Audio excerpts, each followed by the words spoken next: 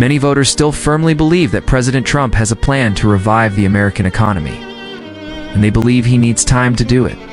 But what happens when the promises made collide with the reality on the ground? Let's dive into the unfolding drama. Many voters still place their full trust in President Trump, believing that he has the means to revive the American economy and that they need to give him time to do so. Standing between two tables piled high with breakfast cereals, bread, and dozens of packages of meat under the August afternoon sun last year, Donald Trump, then the Republican presidential candidate, criticized the economic disaster caused by the Biden administration and vowed to lower prices on goods starting on his first day in office. "When I win, I will immediately bring prices down on day one," he told reporters outside his golf club in Bedminster, New Jersey. He also promised to cut energy and electricity costs by at least half within 12 months. However, prices for many consumer goods remained high 7 weeks after he took office. All three major stock market indices fell amid concerns over the president's tariff policies. This created an atmosphere of anxiety. Clearly, people voted for the president to boost the economy, lower inflation, and stop illegal immigration, said Whit Ayers, a longtime Republican pollster. But if you look at what has dominated the news in recent days, stories of federal job cuts, the situation in Ukraine, and the plummeting stock market. When people expect you to do certain things but the news ends up being dominated by other matters, it creates a huge disappointment, Ayers added. The Trump administration has highlighted a few economic achievements in recent days, such as inflation falling more than expected in February. However, the president has also warned of a transition period when he implements his tax policies, and no one knows how long that period will last. Alexis Arney is unsure if her family has the patience for that.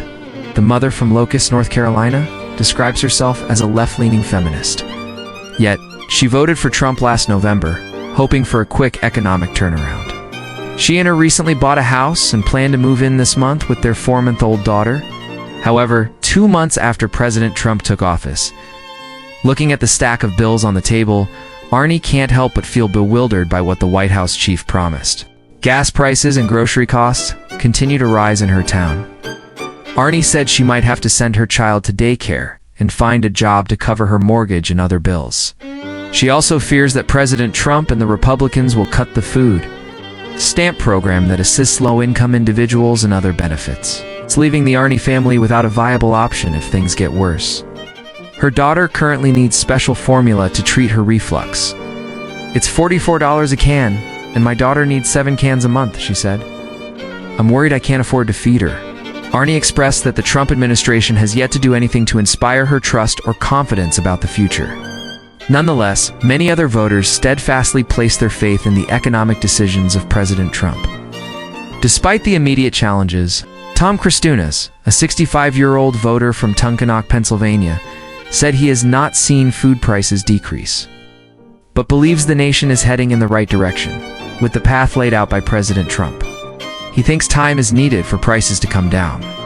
"I think it will take a little time. You can't achieve results overnight," Kristunas said. He is a retired employee from a diaper manufacturing plant in northeast Pennsylvania, where support for President Trump has significantly grown among working-class voters. According to Kristunas, gas prices have started to decline where he lives, recently dropping to 74 cents per liter. Many other supporters have echoed similar sentiments when asked about the state of the economy. "Give him time," they say. "The president is just getting started," Sandy Fitch, 72, said outside a Walmart supermarket in Menomonee, Wisconsin. "Inflation is still quite bad, but Trump has only been in power for a short time," said John Hogg, 40, while shopping at a supermarket near Eau Claire, Wisconsin. Bill Schroeder, a farmer living on the Wisconsin-Minnesota border, acknowledges that President Trump's tariff measures may harm his business in the short term. American farmers primarily import a crucial fertilizer ingredient from Canada, and many are worried about retaliatory tariffs on cheese, corn, and soybeans that they export abroad. However, Schroeder said he remembers how, in his first term, President Trump provided billions in subsidies to farmers who lost income due to the trade war. "The president knows how to take care of us," he said. Azalia Adarchek, 19, from Charlotte, voted for the first time last year and supported President Trump. She has not noticed any changes in prices since President Biden left office. Adarchuk said she knows many young people do not like Trump but still voted for the Republican candidate due to economic factors. I see that through social media posts, she said. People are saying they are tired of paying so much for everything. While she disagrees with some of President Trump's views, mainly on foreign policy, she still believes he will fulfill his promise to restore the American economy as he did in his first term. I think Trump has the ability to bring prices down. I believe he can do it, Adarchuk said. I don't know exactly how to do it because I'm not the president. President Trump and White House advisors have acknowledged the troubling economic outlook. He himself has not ruled out the possibility of a recession this year. However, they are also working to alleviate consumer anxiety about price levels, citing production projects that the administration has announced since he took office again. Keep Quiet About Egg Prices is the title of an op-ed that the president recently shared on social media, emphasizing that it will take time for him to achieve the set economic goals. The piece from conservative commentator Charlie Kirk praised the executive order on the first day of the president's term that called for the Economic Advisory Team to issue a report by February 19th on how government agencies are striving to reduce the cost of living. However, the administration has yet to complete this task.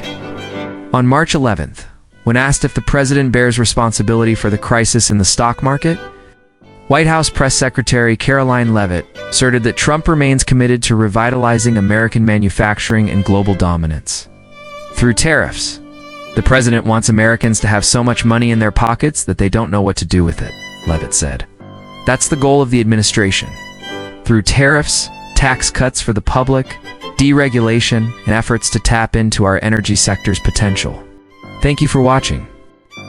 If you found this information insightful, please hit the like button and subscribe to our channel for more updates on the latest economic news and policy analysis. Share your thoughts on President Trump's economic promises in the comments below. See you in the next video.